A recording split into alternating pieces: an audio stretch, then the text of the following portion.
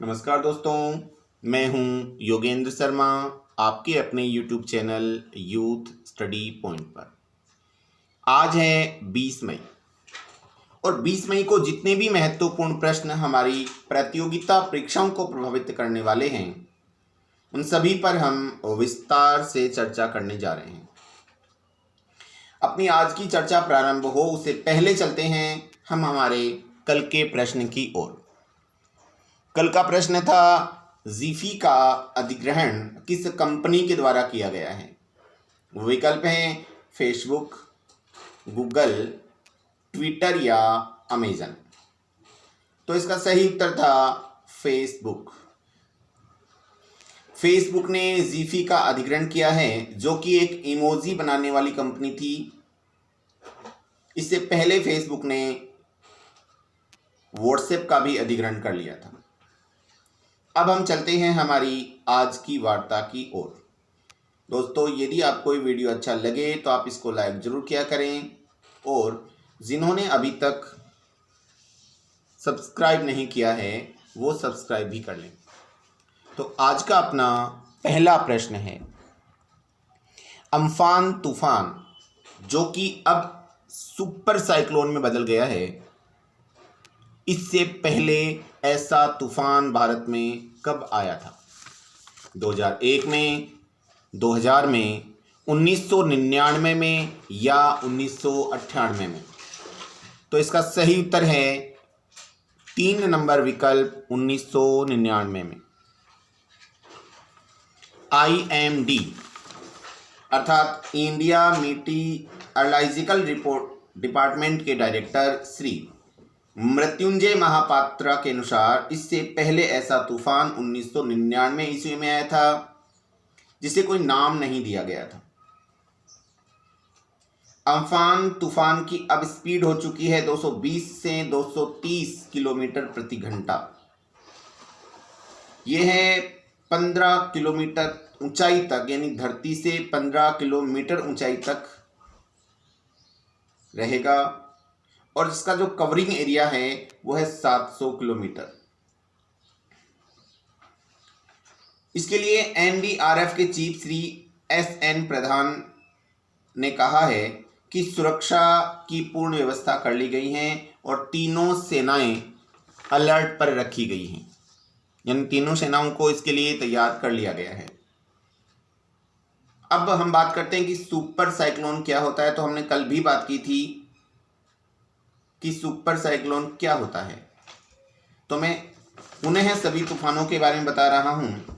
यदि हवाओं की स्पीड 31 से 50 किलोमीटर प्रति घंटा हो तो उसे डिप्रेशन कहते हैं। हवाओं की स्पीड यदि 51 से 62 हो तो उसे डीप डिप्रेशन कहते हैं। 63 से 117 किलोमीटर प्रति घंटा की हो तो उसे गंभीर चक्रवाती तूफान कहते हैं, जो पहले इसी रूप में था लेकिन अब इसकी हवाएं तेज हो चुकी हैं। 118 से 165 किलोमीटर प्रति घंटा हो तो उसे बहुत गंभीर चक्रवाती तूफान कहते हैं। 166 से 220 हो तो अत्यंत गंभीर और 220 से ज़्यादा तीव्र हवाएं हों, यानी 220 से भी तेज हवाएं चल रही हों प्रति घंटा की स्पीड से किलोमीटर, तो उसे कहते हैं सुपर साइक्लोन, जो सबसे भयंकर तूफान होता है और ये भी सबसे भयंकर तूफान ही है। अब है आज का अपना दूसरा प्रश्न। दूसरा प्रश्न है, कर्नाटक सरकार द्वारा निम्न में से किस राज्य से आने वाले लोगों पर प्रतिबंध नहीं लगाया है? वो विकल्प हैं महाराष्ट्र, केरल, गुजरात या राजस्थान। तो इसका सही उत्तर होगा 4 नंबर विकल्प राजस्थान। राजस्थान से आने वाले लोगों पर कर्नाटक सरकार ने प्रतिबंध नहीं लगाया, अर्थात कुछ ही समय पहले कर्नाटक सरकार ने 4 राज्यों के लोगों को कर्नाटक में आने के लिए प्रतिबंधित किया था। वे हैं गुजरात, महाराष्ट्र, केरल और तमिलनाडु। यदि अपन बात करें कर्नाटक की तो मुख्यमंत्री हैं येदियुरप्पा और राज्यपाल हैं वजूभाई वाला। उसके बाद है आज का तीसरा प्रश्न। तीसरा प्रश्न है ICGS सचेत पोत को किस संगठन ने तैनात किया है? वो विकल्प हैं भारतीय तटरक्षक बल, भारतीय जल सेना, भारतीय वायुसेना या इनमें से कोई भी नहीं। तो इसका सही उत्तर है 1 नंबर विकल्प भारतीय तटरक्षक बल। भारतीय तटरक्षक बल ने ICGS सचेत को तैनात किया है, जिसकी लंबाई 105 मीटर और 2350 टन बाहर वहन करने में जो सक्षम है। उसके बाद है आज का अपना चौथा प्रश्न। चौथा प्रश्न है किस योजना के तहत हाल ही में हरियाणा व जम्मू कश्मीर सरकार ने सभी घरों में नल कनेक्शन देने का विचार किया है? विकल्प हैं जल जीवन मिशन, स्वच्छ जल मिशन, जल गंगा मिशन या इनमें से कोई भी नहीं। तो इसका सही उत्तर होगा 1 नंबर विकल्प जल जीवन मिशन। इस मिशन का उद्देश्य है पीने योग्य स्वच्छ पानी को उपलब्ध कराना, ताकि पानी से संबंधित जो गंभीर बीमारियां हैं उनसे बचा जा सके। इससे पहले बिहार, राजस्थान आदि राज्यों में इस योजना के तहत नल लगाए जा चुके हैं। उसके बाद है पांचवा प्रश्न। WHO के 73वें वर्ल्ड हेल्थ असेंबली की बैठक में भारत का प्रतिनिधित्व किसने किया है? यानी जो 73वीं वर्ल्ड हेल्थ असेंबली हुई है की बैठक में भारत का प्रतिनिधित्व किसके द्वारा किया गया है? विकल्प हैं हर्षवर्धन सिंह, नरेंद्र मोदी, राजनाथ सिंह या नरेंद्र तोमर। तो सही उत्तर है 1 नंबर विकल्प डॉक्टर हर्षवर्धन सिंह, जो कि हमारे प्रेजेंट चिकित्सा मंत्री हैं। इस बैठक में ऑस्ट्रेलिया व यूरोपीय संघ के द्वारा कोरोना संक्रमण फैलाने वालों के कारणों की जांच का प्रस्ताव रखा गया, जिसमें अब तक 100 से अधिक देशों ने समर्थन किया है। भारत ने भी इसका समर्थन किया है कि कोरोना कैसे फैला, इसमें किसी देश विशेषकर चीन का हाथ है या नहीं है, और WHO की भूमिका क्या रही, इसके लिए यह प्रस्ताव पारित किया गया है। WHO अर्थात वर्ल्ड हेल्थ ऑर्गेनाइजेशन, जिसकी स्थापना 1948 ईस्वी में हुई जिनेवा में, और इसके वर्तमान अध्यक्ष हैं टेड्रोस अदानो। उसके बाद है आज का अपना छठा प्रश्न। छठा प्रश्न है बुंडेसलिगा नामक जो खेल प्रतियोगिता है वो कोरोना कहर के पश्चात प्रारंभ होने वाली पहली खेल प्रतियोगिता है का संबंध किस देश से है? यानी लॉकडाउन के बाद प्रारंभ होने वाली यह पहली खेल प्रतियोगिता है, किस देश से संबंध रखती है? तो इसका सही उत्तर है 2 नंबर विकल्प जर्मनी। यह जर्मनी की एक लोकप्रिय प्रोफेशनल फुटबॉल लीग है, जिसकी स्थापना 1963 ईस्वी में हुई थी और इसमें कुल 18 टीमें भाग लेती हैं। तो लॉकडाउन के बाद प्रारंभ होने वाली यह पहली विश्व खेल प्रतियोगिता है, विश्व स्तरीय खेल प्रतियोगिता है, जिसका संबंध जर्मनी से है। इसमें स्टेडियम में गेम्स खेले जा रहे हैं, किंतु दर्शकों को जाने की अनुमति नहीं है, केवल खिलाड़ी ही खेलते हैं। उसके बाद है आज का अपना 7वां प्रश्न। भारत सरकार ने सीमा अधोसंरचना हेतु किस समिति की सिफारिशों को लागू किया है?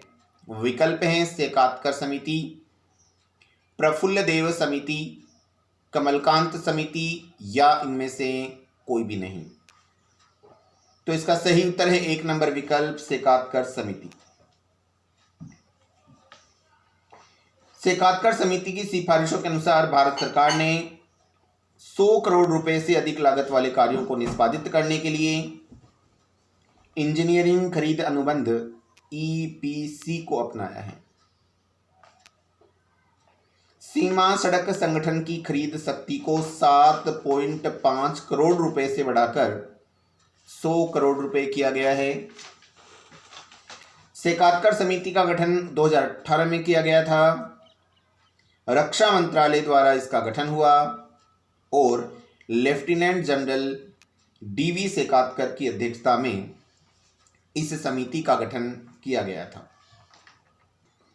इसके बाद है आज का अपना 8वां प्रश्न। भारतीय सेना के टूर ऑफ ड्यूटी स्कीम में युवाओं को कितने वर्ष की इंटर्नशिप दी गई है, यानी कि दिए जाने की योजना बनाई गई है?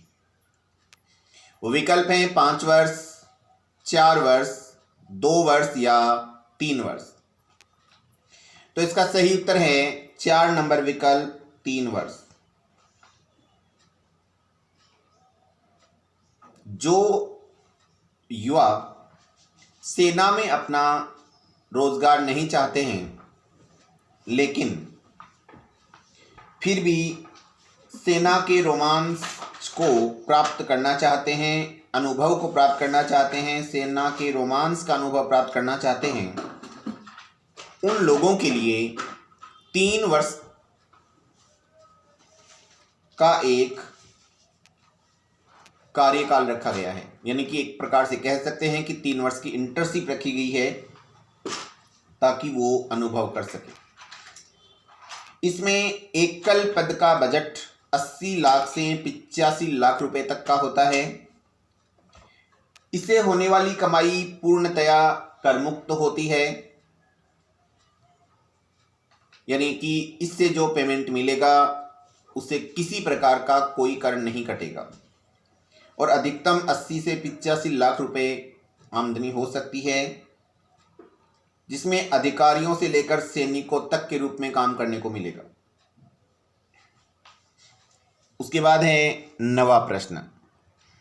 आत्मनिर्भर भारत हेतु कौन सा गाना तैयार किया गया है?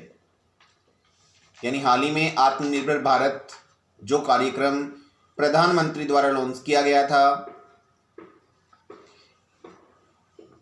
के लिए कौन सा गाना तैयार हुआ है? वो विकल्प हैं जयतु जयतु भारतम, वंदे भारतम, उत्कलम जयतु भारतम या इनमें से कोई भी नहीं। तो इसका सही उत्तर है 1 नंबर जयतु जयतु भारतम, जिसमें लता मंगेशकर सहित 211 गायकों ने मिलकर कार्य किया है और इसका मुख्य उद्देश्य है स्वदेशी प्रोडक्शन को बढ़ावा देना, यानी जो भारतीय वस्तुएं हैं उन्हीं को बाजार में ज़्यादा खरीदा जाए, उसके प्रति लोगों में जागरूकता बढ़ाने हेतु यह गाना तैयार किया गया है। नाम है जयतु जयतु भारतम। उसके बाद है आज का अपना 10वां प्रश्न। हाल ही में खोजी गई एक परजीवी प्रजाति को किसके आधार पर नाम दिया गया है? विकल्प है फेसबुक, ट्विटर, व्हाट्सएप या इनमें से कोई भी नहीं। तो सही उत्तर है ट्विटर। ट्विटर के आधार पर एक परजीवी प्रजाति को नाम दिया गया है और उसे नाम दिया गया है ट्रोग्लोमाइसिस ट्विटेरी। पुनः बोल रहा हूं, ट्रोग्लोमाइसिस ट्विटेरी ट्विटर के आधार पर नाम दिया गया है। यदि अपन ट्विटर की बात करें तो 2006 में इसकी स्थापना हुई सैन फ्रांसिस्को में और इसके अध्यक्ष हैं यानी कि सीईओ हैं जैक डोर्सी और पहली कंपनी बनी है जिसने work from home life time कर दिया है, यानी कि जो लोग अपने घर में रह के कार्य करना चाहते हैं वो कर सकते हैं। उसके बाद है आज का अपना 11वां प्रश्न। किस राज्य ने सैनिकों के लिए निःशुल्क बस सेवा प्रारंभ की है? विकल्प हैं राजस्थान, बिहार, पंजाब और हिमाचल प्रदेश। तो इसका सही उत्तर है 1 नंबर विकल्प राजस्थान। राजस्थान ने उन सैनिकों के लिए निःशुल्क बस सेवा प्रारंभ की है जिनका संबंध सशस्त्र सेनाओं से है और जो शौर्य चक्र प्राप्त कर चुके हैं। ऐसे 770 जवान जो राजस्थानी मूल के हैं के लिए निःशुल्क बस सेवा को प्रारंभ किया है और किसी भी श्रेणी की टिकट उनके लिए फ्री रहेगी। यानी जिन्होंने शौर्य चक्र प्राप्त कर लिया उनके लिए निःशुल्क बस सेवा प्रारंभ राजस्थान के द्वारा की गई है। उसके बाद है आज का अपना 12वां प्रश्न। वीडियो के जरिए KYC स्वीकार करने वाली पहली बैंक कौन सी बनी है? विकल्प हैं Kotak Mahindra bank, HDFC bank, yes bank या SBI बैंक। तो इसका सही उत्तर है कोटक महिंद्रा बैंक। कोटक महिंद्रा बैंक ने ऑडियो के जरिए KYC स्वीकार की है। KYC का मतलब होता है नो योर कस्टमर। K यानी नो, Y यानी योर और C यानी कस्टमर। तो हम बहुत बार KYC सुनते हैं, उसका रियल में अर्थ होता है नो योर कस्टमर। उसके बाद है आज का अपना 13वां प्रश्न। केंद्र सरकार द्वारा राज्यों की उधार सीमा क्या कर दी गई है? केंद्र सरकार द्वारा राज्यों की उधार सीमा कितनी कर दी गई है? वो विकल्प हैं 3%, 2%, 7% या 5.6%। तो इसका सही उत्तर है 5%। पहले 3% थी, अब 5% कर दी गई है। वस्तुतः केंद्र सरकार ने राज्यों के सकल घरेलू उत्पाद की उधार सीमा बढ़ा दी है। जैसे केंद्र में GDP होती है वैसे ही राज्यों में GSDP होती है, जिसे हम कहते हैं राज्य की सकल घरेलू उत्पाद। उसकी उधार सीमा जो पहले 3% थी अब उसे बढ़ाकर 5% कर दिया गया है। उसके बाद है आज का अपना 14वां प्रश्न। 14वां प्रश्न है भडला सोलर पार्क कहाँ स्थापित किया गया है? विकल्प हैं जोधपुर, तुमकुर, अहमदाबाद या रांची। उत्तर है जोधपुर। जोधपुर में भडला सोलर पार्क स्थापित किया गया है जो विश्व का क्षेत्रफल की दृष्टि से सबसे बड़ा सोलर पार्क है। इससे पहले विश्व का सबसे बड़ा सोलर पार्क कर्नाटक के तुमकुर जिले में पावागढ़ सोलर पार्क था, जिसे शक्ति स्थल कहा जाता था, जिसकी क्षेत्रफल सीमा कह सकते हैं 1300 एकड़ में था। मतलब वो 1300 एकड़ में फैला हुआ था, 13,000 एकड़ सॉरी। जबकि जोधपुर में जो स्थापित किया गया है उसका क्षेत्र है 14,000 एकड़। 14,000 एकड़ में फैला हुआ है। इसमें 36 सोलर प्लांट स्थापित किए गए हैं और इसकी उत्पादन क्षमता 300 मेगावाट है। तो यह विश्व का सबसे बड़ा सोलर पार्क है जो राजस्थान के जोधपुर में स्थापित किया गया है। अब है आज का अपना विशेष प्रश्न जिसका उत्तर आपको कमेंट बॉक्स में लिखना है। आज का प्रश्न है चरण पादुका पहल किस राज्य द्वारा लॉन्च की गई है? विकल्प हैं गुजरात, राजस्थान, मध्य प्रदेश या मणिपुर। इसी के साथ आज की वार्ता अपनी समाप्त होती है। आपका दिन शुभ रहे, आप स्वस्थ रहें। जय हिंद, जय भारत।